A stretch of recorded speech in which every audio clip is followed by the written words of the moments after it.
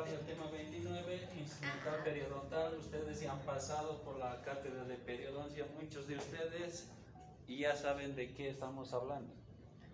En el tratamiento periodontal que realizamos en la clínica es tratamiento periodontal no quirúrgico, y ahí necesitamos prácticamente instrumental manual. Y el otro lado que tenemos, han debido ver, ustedes han trabajado, es el ultrasonido, que vendría a constituir el instrumental mecánico. Entonces, del instrumental manual tenemos nosotros los raspadores, que ya lo conocen, y también las curetas, ¿no es cierto? Entonces, todos aquel conjunto de instrumentales que ustedes han utilizado van a tener sus usos específicos. Así tenemos las sondas periodontales y los exploradores. ¿Sí? Entonces,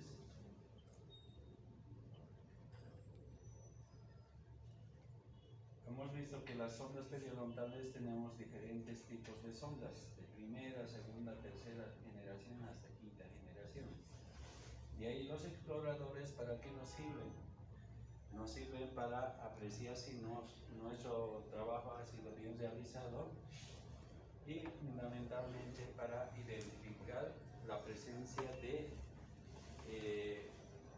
cálculo o irregularidades o asperezas que hayan todavía sobre la superficie radicular enferma. Entonces, luego tenemos el instrumental de raspado, alisado radicular y cureteado. Este instrumental prácticamente son los raspadores más las curetas, ¿no es cierto? Y finalmente vamos a hablar de este endoscopio periodontal, pero que es prácticamente no lo usamos acá en la clínica. Y el instrumental de limpieza y pulido ya lo conocen. La triada básica está compuesta por el espejo, pinza y la sonda de caries, ¿no es cierto? A esta agregada fundamentalmente la sonda periodontal. Entonces, para nuestro trabajo clínico tenemos un instrumental básico que viene a ser la triada, que está complementada con nuestra famosa sonda periodontal para determinar la presencia de sacos periodontales en los pacientes que tenemos en la clínica.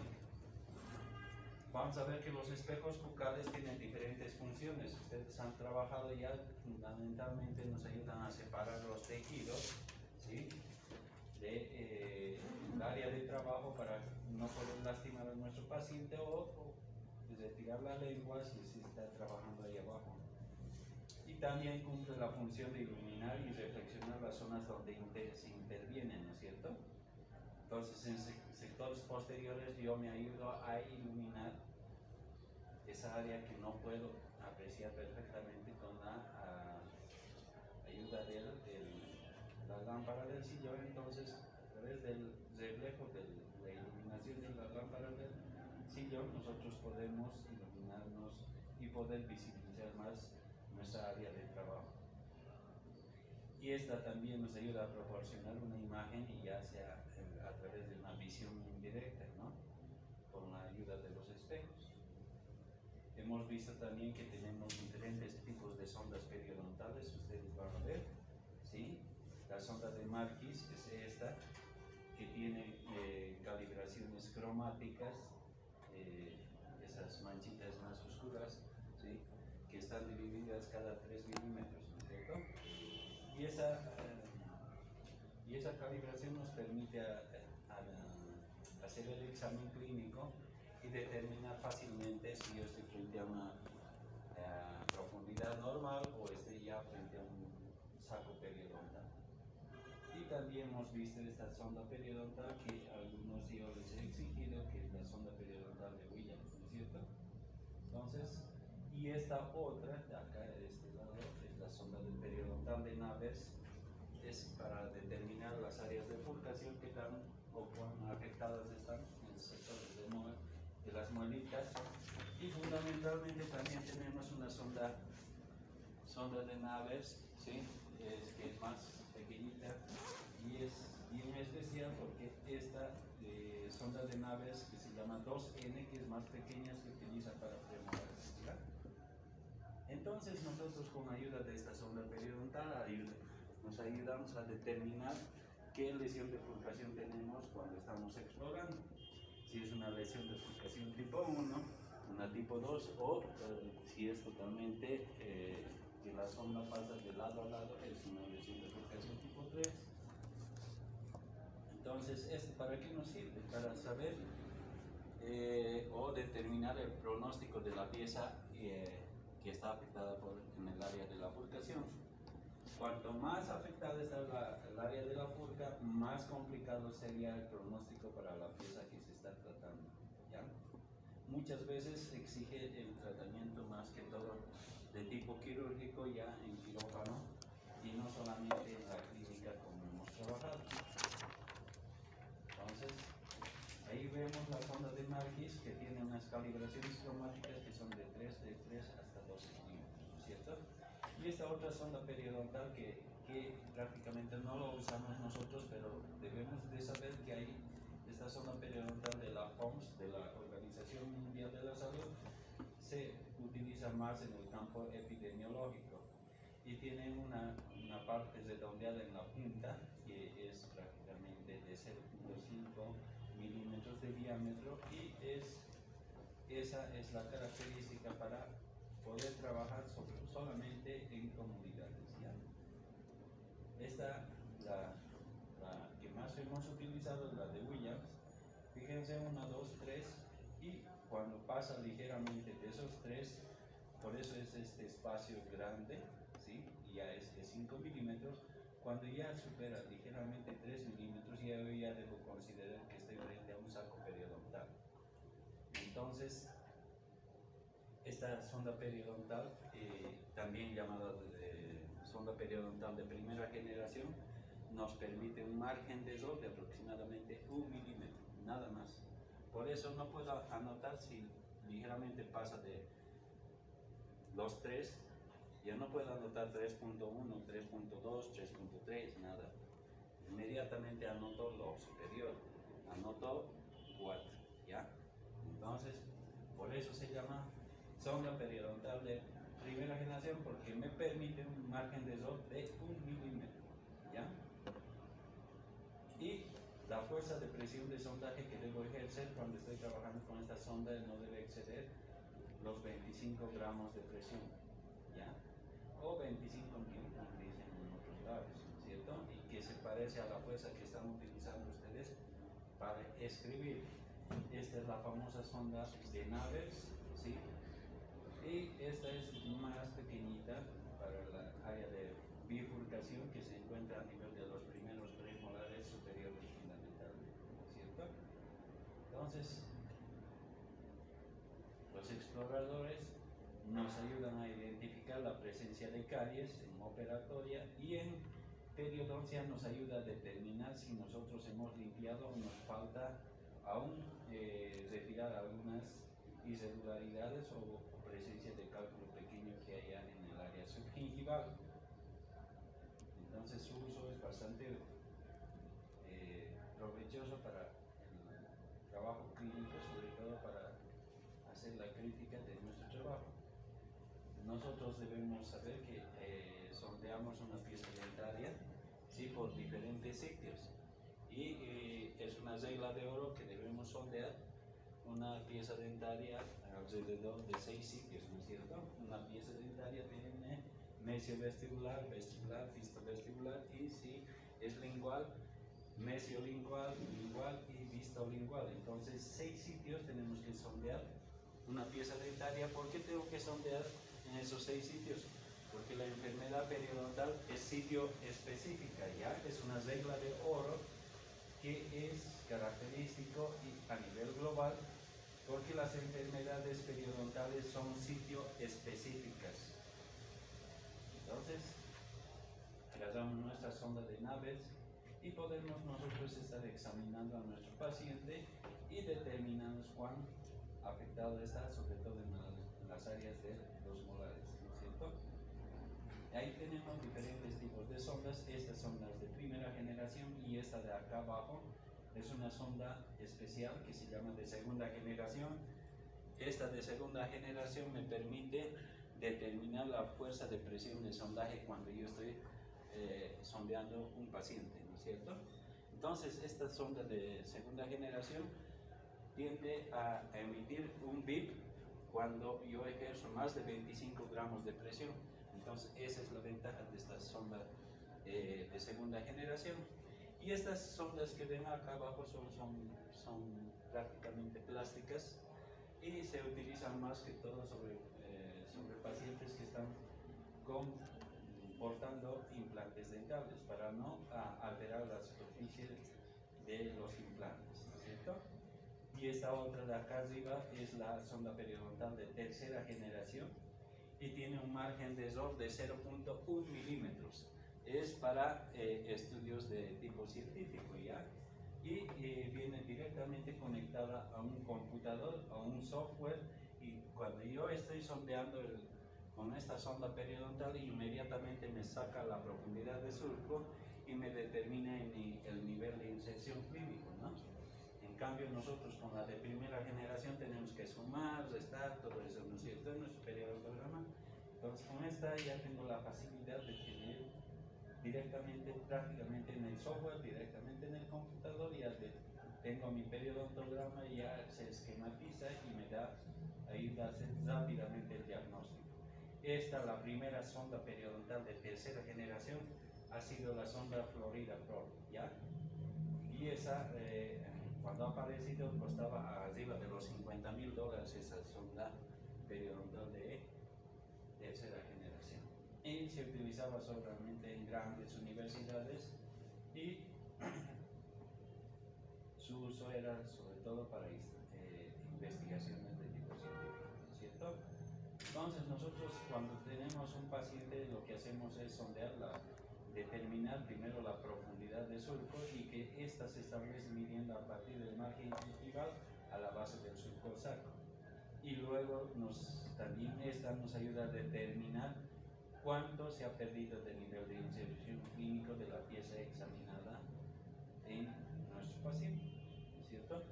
Y otra característica que han debido ver también que cuando nosotros estamos trabajando con una sonda periodontal es que debemos conseguirnos generalmente una sonda periodontal que sea menos lesiva para el epitelio de unión. Este es el epitelio de unión, es una estructura tan finita, tan delgada, que prácticamente si hago demasiada fuerza lo puedo hacer sangrar, y el sangramiento me indica que el sitio examinado está inflamado, ¿no es cierto? Entonces, si yo estoy frente a un periodonto sano y ejerzo demasiada fuerza de presión de sondaje, cuando esté sano lo puedo hacer sondear y también lo puedo hacer sangrar, perdón.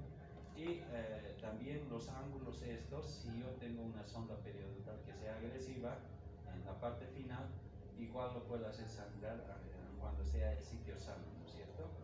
Entonces, por eso tenemos que buscarnos una sonda periodontal que sea bastante finita, delgada, de tal manera que pueda hacernos realizar un trabajo totalmente confortable para el paciente y que nos permita la colaboración de este paciente. Entonces, nosotros hemos visto también diferentes tipos de posiciones de encía en el transcurso del trabajo clínico.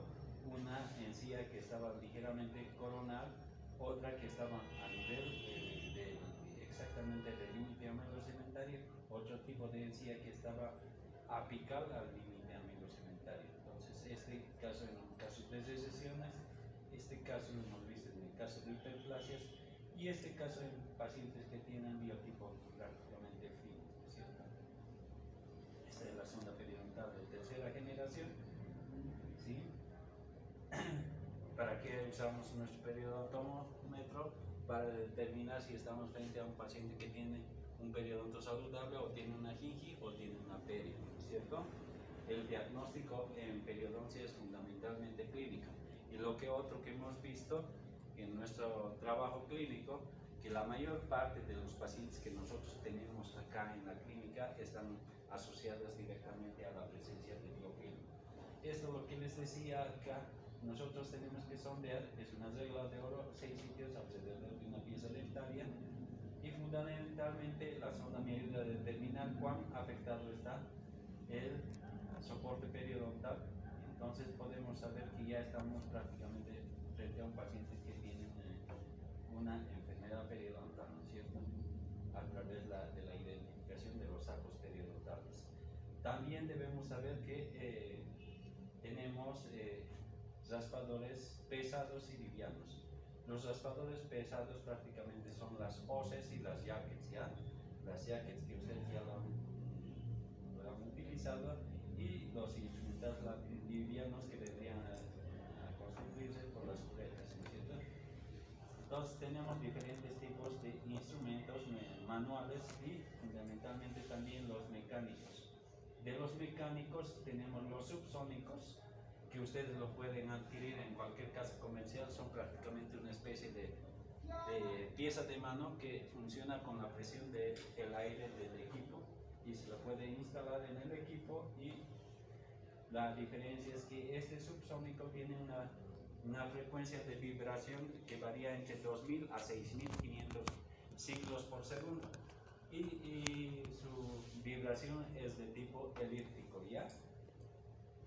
Lo mismo prácticamente es lo que tenemos en la clínica, que son los ultrasonidos, pero que son ya estos otros que funcionan prácticamente con electricidad y no necesitan la presión de aire. Entonces lo puedo trasladar de un lugar a otro, y esa es la ventaja de estos ultrasonidos. Y ya lo hemos trabajado nosotros en la clínica. La diferencia respecto a los subsónicos es que tienen mayor frecuencia de vibración, ¿ya? Ahora, el control de placa bacteriana profesional, nosotros hemos hecho profilaxis sobre nuestros pacientes y hemos hecho beta-traje. Anotan sobre todo ese dato cuando están haciendo su presupuesto, ¿no es cierto? Entonces, ¿qué es para nosotros realizar una profilaxis oral al paciente? Sobre todo se refiere a la remoción de la placa, al cálculo, tinciones de las superficies dentarias expuestas, y mediante detartraje y pulido coronario, ¿ya? Y esto se hace como medida preventiva para evitar que progrese la inflamación, ¿sí? Es decir, eliminamos todos esos factores locales que están haciendo que la encía se vaya a inflamar.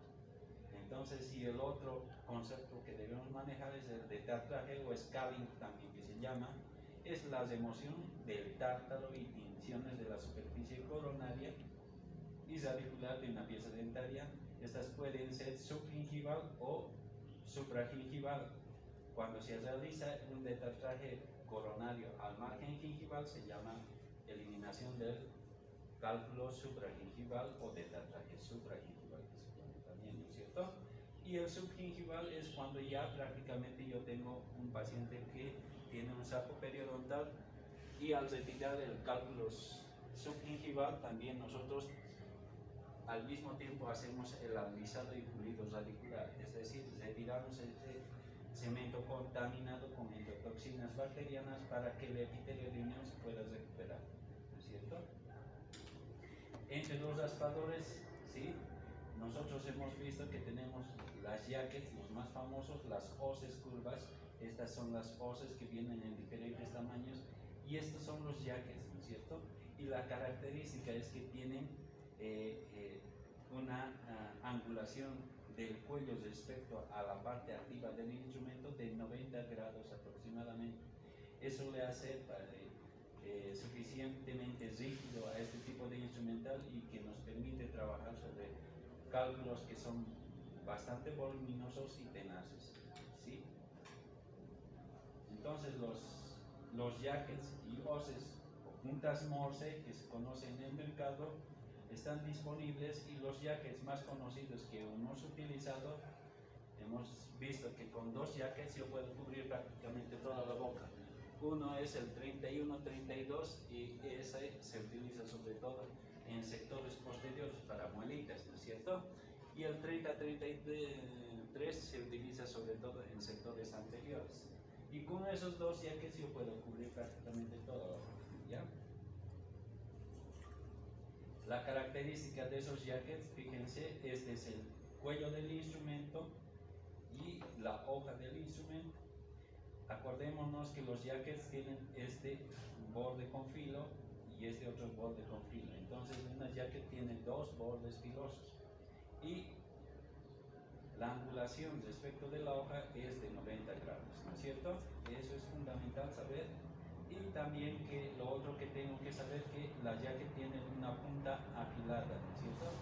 Ambos bordes confluyen, tienen la forma triangular, termina en una punta. Y las jacket trabajamos con movimientos de tracción para retirar el cálculo. Tiene un movimiento de tracción para retirar el cálculo. Y el otro tipo de movimiento que se utiliza con la punta del instrumento es movimiento de impulsión. Entonces los jackets trabajan con dos tipos de movimientos, movimiento de tracción y la punta para impulsar el cálculo, sobre todo que está en el sector anterior, impulso el cálculo de vestibular a lingual o de lingual hacia vestibular. Y así me facilita el retirado del cálculo, ¿no es cierto? Y esta es una hoja de una cureta de Grace convencional, ¿ya? Entonces tenemos diferentes formas de raspadores, ya hemos visto. Y estas son las diferentes formas de curetas de Grace, ¿no es cierto? Esta es la famosa, el conjunto de curetas de Grace que les hemos pedido, ¿no es cierto? La característica de esas curetas de Grace que son solamente utilizadas en áreas específicas. Curetas de Grace también se llaman para áreas específicas.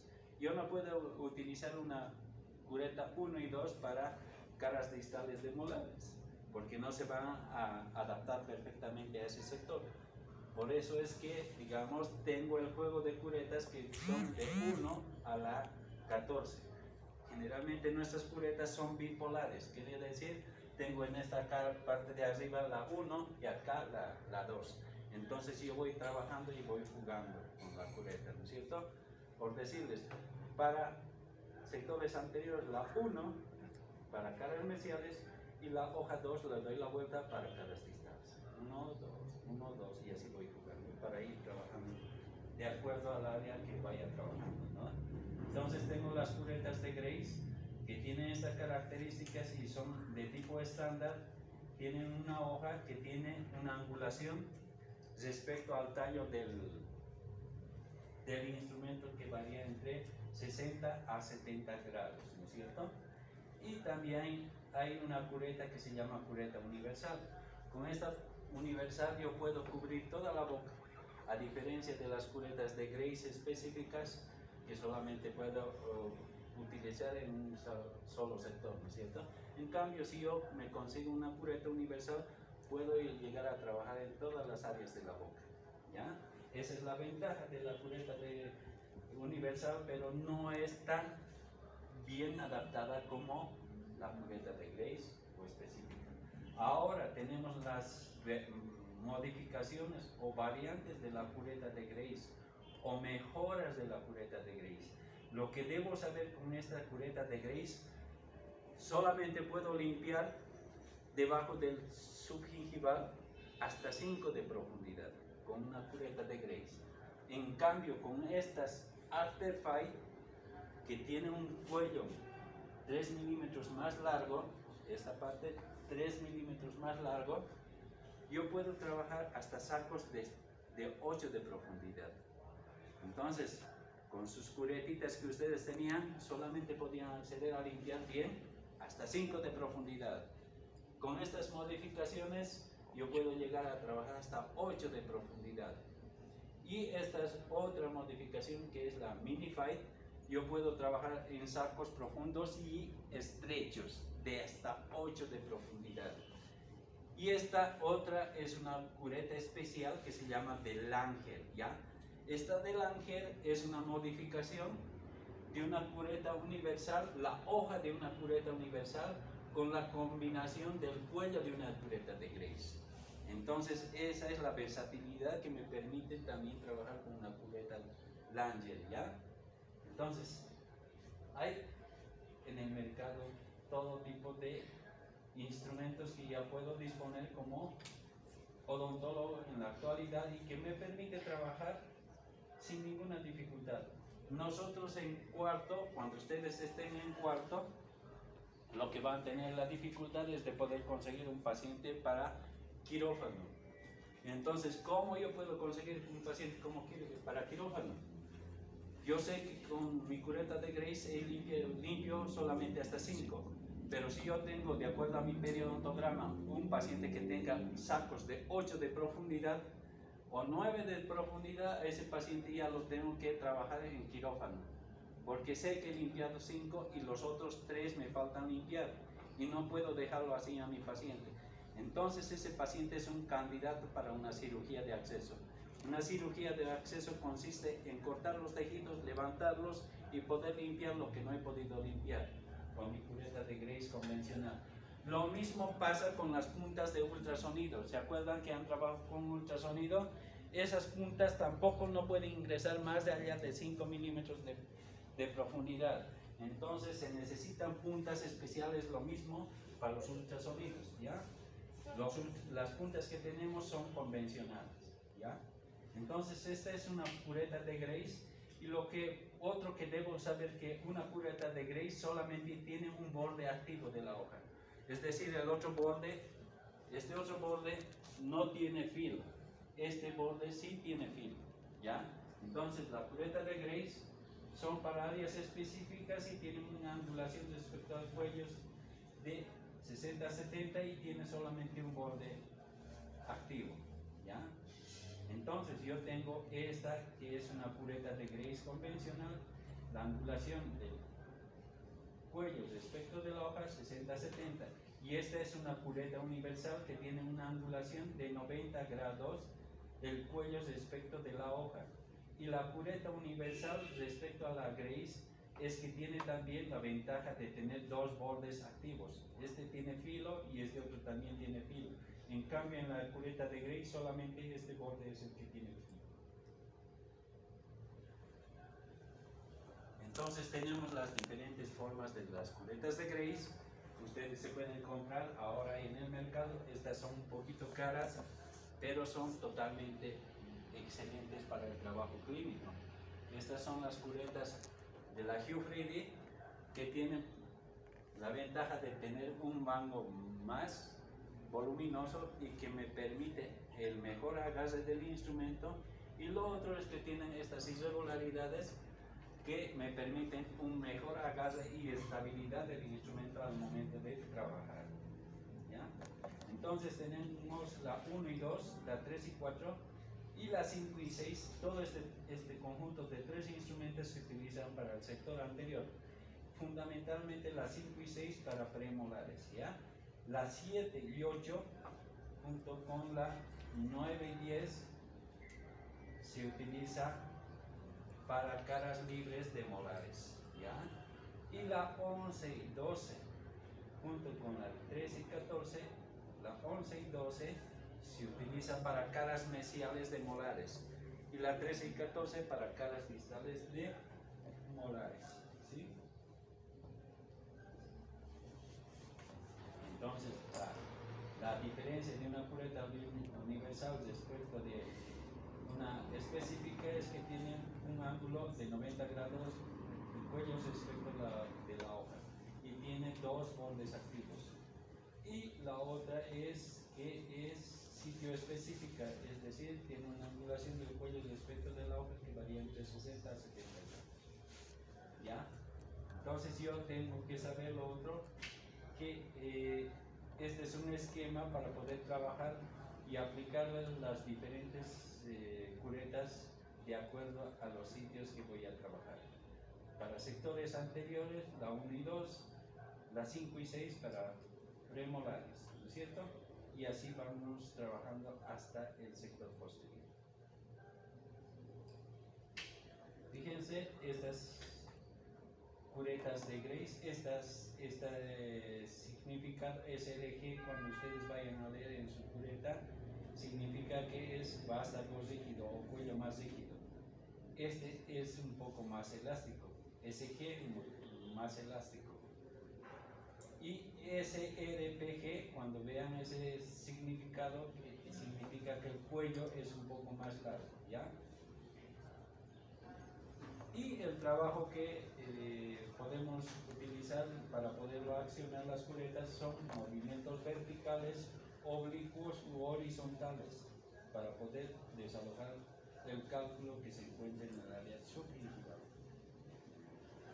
Debemos saber que cuando aplicamos nuestra cureta de Grace, introducimos en el área subgingival un ángulo de 0. Ya nuestra hojita tenemos que introducirlos en ángulo de 0 y le doy la angulación necesaria, ¿sí? Acá cuando ya estoy adentro, que tiene que estar entre 45 a 90 grados para desalojar el cálculo. En cuanto de angulación tengo que darle entre 45 a 90 grados. Si le doy una menor angulación, es decir, 40 grados, 35 grados, lo que voy a hacer es bruñir solamente este cálculo, pero no lo voy a sacar, ¿ya? Entonces la angulación para retirar ese cálculo está entre 45 a 90 grados. Y para hacer el curetaje de este epitelio de la encía, epitelio, ¿sí? Tengo que dar mayor a 90 grados una angulación. Entonces, cuando tengo que curetear el epitelio de la encía, el epitelio del surco, tengo que dar una angulación superior a 90 grados. ¿Cuáles son los principios básicos de la instrumentación? Nosotros sabemos que cuando ya hemos trabajado sobre pacientes, hemos tenido que acomodarlo lo primero al paciente en nuestro sillón. Lo otro, hemos tenido que aprendernos a sentar respecto a nuestro paciente. Eso se llama accesibilidad. Estos dos factores son claves para tener una buena accesibilidad y un buen trabajo sobre el paciente. Cuando yo lo acomodo perfectamente a mi paciente y el otro, ver que el operador, cuando está el operador, ubicar la altura de la boca del paciente que esté a la altura del codo del operador. Generalmente de eso se olvidan y están ahí trabajando ahí arriba. Y eso genera bastante estrés y rápido cansancio del operador, ¿no es cierto? Entonces eso se llama accesibilidad. Y lo otro que hemos visto también es tener buena visibilidad del campo operatorio. Lo otro, iluminación. Cuando nuestro foco se quema, no podemos trabajar y no podemos ver perfectamente, ¿no es cierto? Afortunadamente nuestra clínica está con ventanales amplios y nos permiten visibilizar y tener buena iluminación. Nosotros podemos trabajar con visión directa y con visión indirecta con la ayuda de los espejos bucales que tenemos. Y también la retracción o separación con los espejos bucales. Y lo otro fundamental es el estado y filo de los instrumentos. Ya les he dicho, cuando yo me compro unas curetas de Grace o unos raspadores, ya lo último. Pero me pongo a trabajar sin medida y trabajo, y lo que otro que hago es, cuando trabajo en tejidos inflamados, es que sangran, ¿no es cierto? Ustedes han visto. Y el instrumento sale con sangre y yo me dejo ahí sobre mi bandeja y se está secando mi instrumento con la presencia de sangre. Cuando se empieza a secar la sangre sobre el instrumento automáticamente tiende a perder el filo. Entonces, por eso es que es clave el instrumento que salga de la boca. Lo primero que tengo que hacer es limpiar y ponerlo recién a mi bandeja. Sale de boca y limpiarlo. Entonces, de eso voy perdiendo la eficiencia en el trabajo. Por eso que ustedes ya no quieren utilizar con su instrumental manual, porque no pueden sacar el cálculo. Está bien duro, doctor. ¿Por qué? Porque ya ha perdido filo y ya no sirve. Y yo tengo que buscarme una piedra especial de Arkansas para volverla a tener filo, ¿no es cierto? Entonces, por eso que ustedes andan desesperados, por favor, ultrasonido, doctor, ultrasonido. Entonces, ese es el detalle fundamental para tener un buen filo del instrumento y sobre todo el estado del instrumento que yo manejo, ¿ya? Fundamentalmente el instrumental manual. La ventaja del instrumental manual sobre el instrumental mecánico es que me permite una mejor sensibilidad táctil, ¿ya? El manual me permite una mejor sensibilidad táctil. El otro es mantenimiento de un campo limpio. Si el tejido que yo, la encía que yo estoy trabajando empieza a sangrar y yo quiero retirar el cálculo, sigue retirar el cálculo, si no estoy viendo nada y ya está inundado por sangre, lo único que tengo que hacer es presionar con algodón y limpiar y poder visibilizar la base del cálculo y poderlo retirar. Pero si todo no está limpio, voy a tener un trabajo prácticamente que no tiene eficiencia. Y lo otro, para tener un buen trabajo, es tener estabilidad de los instrumentos. Eso se llama el manejo de apoyos intraorales y extraorales. Hemos visto diferentes tipos de apoyos, ¿no es cierto? Y finalmente la activación de los instrumentos. Esto es accesibilidad, cómo se siente el operador respecto al paciente, ¿cierto? La postura, fundamentalmente, los muslos paralelos al piso y los pies prácticamente abiertos, de tal manera que no sufra la columna mucho del operador. O sea, por eso que les decía, no se mal acostumbren a trabajar mal en la clínica. Y lo otro es tener buena iluminación y retracción del campo operatorio donde yo estoy trabajando, ¿no es cierto? Mantenimiento de un campo limpio, es decir, si todo el rato tengo que succionar la sangre que esté presente en el paciente o hacer que escupa prácticamente en la escupidera para poder visibilizar y limpiar el campo limpio. Apoyo y estabilización de los instrumentos, que tenemos apoyos intrabucales y extrabucales, ¿no es cierto? Los apoyos intraorales, el convencional, a través del arco opuesto, dedo sobre dedo, son esos los que más se utilizan. Pero el convencional, el apoyo convencional, este es el que más se utiliza. ¿Sí? Y el otro que es palma hacia abajo y el otro palma hacia arriba. ¿Ya? Apoyos extraorales, palma hacia abajo y palma hacia arriba. ¿Ya? No confundamos con los intraorales. ¿Sí? Van a disculpar, estoy corriendo por el tiempo y ya no me agarro.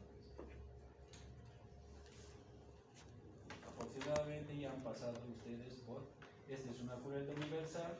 Fíjense. La ventaja es que tiene dos bordes activos y puedo cubrir toda la boca. Cureta de Grace. Y la cureta, la de Grace, la parte que más trabaja es el tercio inicial. ¿Ya? No es el tercio terminal ni el tercio medio, sino el tercio inicial es el que mejor se adapta sobre la superficie del diente a tratar.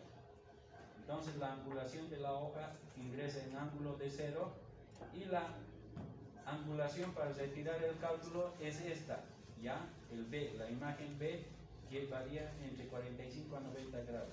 Si yo le doy una angulación inferior, que es menos de 40 grados, voy a bruñir el cálculo. Y esta otra angulación superior a 90 grados es para hacer el curetaje del epitelio de la bolsa. ¿Ya? Entonces ahí tenemos y ustedes van a ir trabajando de esa manera. Movimientos. En general, en periodoncia se utilizan tres tipos básicos de movimientos. Uno es que es para la exploración de los tejidos periodontales que realizamos con una sonda periodontal. Y otra es para el raspado que utilizamos para retirar el cálculo supragingival. Y finalmente utilizamos un movimiento de alisado radicular cuando ya estamos haciendo el tratamiento de un paciente que tenga saco periodontal, cuando hacemos prácticamente el pulido y alisado radicular. ¿Sí? El alisado radicular podemos hacer a través de estos movimientos verticales, oblicuos, horizontales. ¿Sí?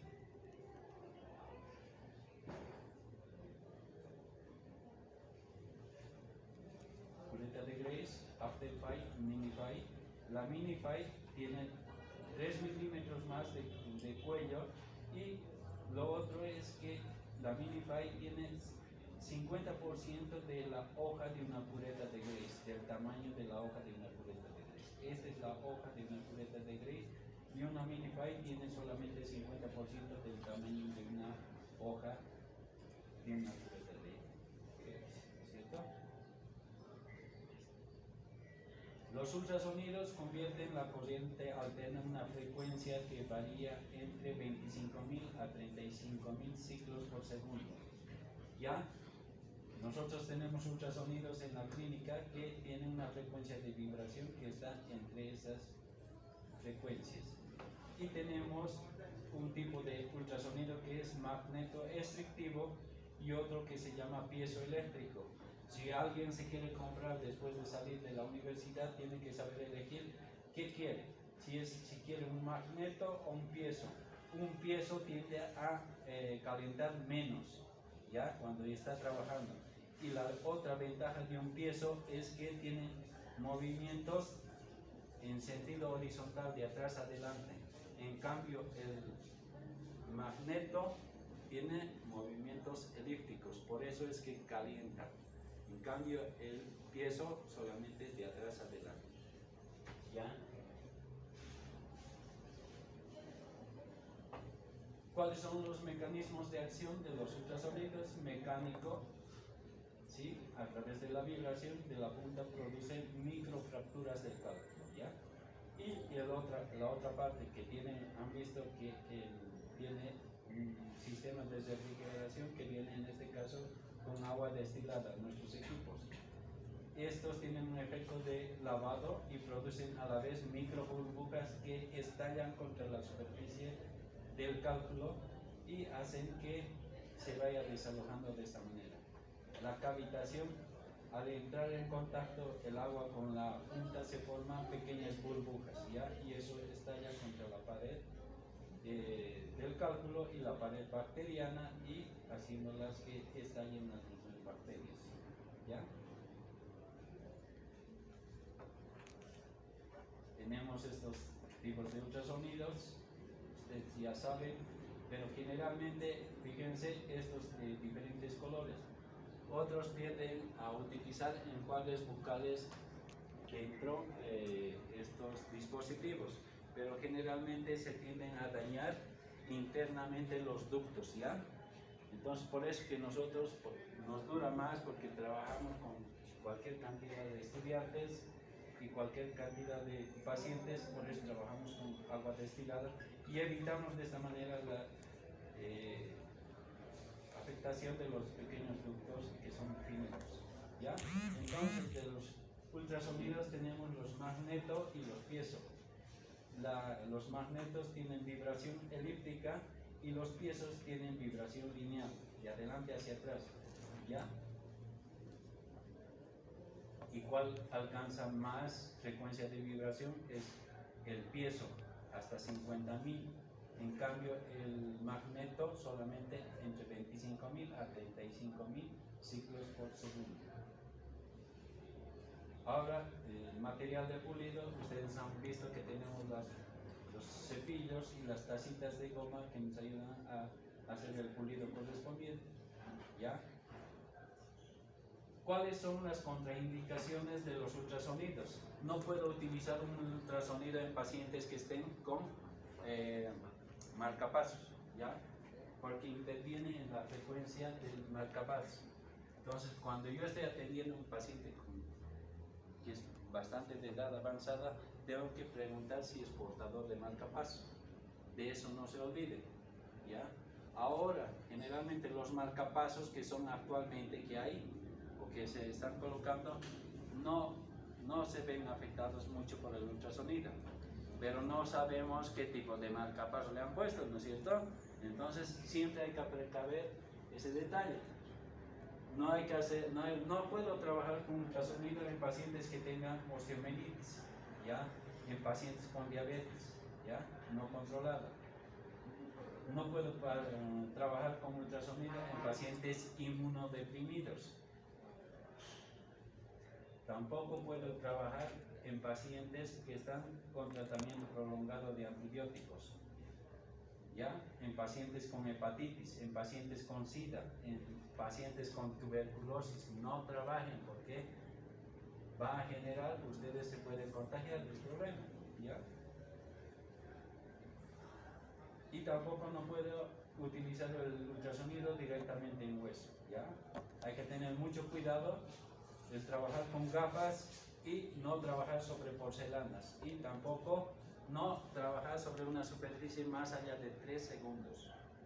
Puedo producir rajaduras en el mismo esmalte del paciente. No dejar la punta más de...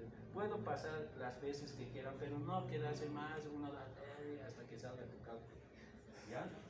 Eso tienen que tener cuidado. Son de mascarilla de protección, es fundamental. Estos son los elementos para el pulido que hemos utilizado, ¿no es cierto? Estos son los cepillos que tienen en forma de lápiz, en forma de taza y que los hemos utilizado. También hemos utilizado primero la piedra pómez, la pasta profiláctica y al último el óxido de zinc. Piedra pómez y pasta profiláctica, los cepillos. Y finalmente la tacita de goma para el óxido de zinc, ¿cierto? En la actualidad hay diferentes formas, tamaños y diferentes granos de pasta profiláctica, ¿ya? Ahora, ¿por qué se utiliza con esa digamos, frecuencia? Es, digamos, primero piedra pómez porque tiene el granulado más grueso. Pasta profiláctica tiene el granulado un poco más fino, ¿ya? De piedra pómez. Y finalmente óxido de zinc para darle el brillo correspondiente a la superficie dental, ¿ya? Eso es todo. Muchas gracias. Si hay alguna pregunta, estoy para. ¿Quién tiene que preguntar algo? ¿Nadie? Están capísimos después que han pasado por feria, ¿verdad? Nos vemos entonces, muchachos. A la próxima es la última clase y luego damos el examen. ¿Estamos? Que les vaya bien.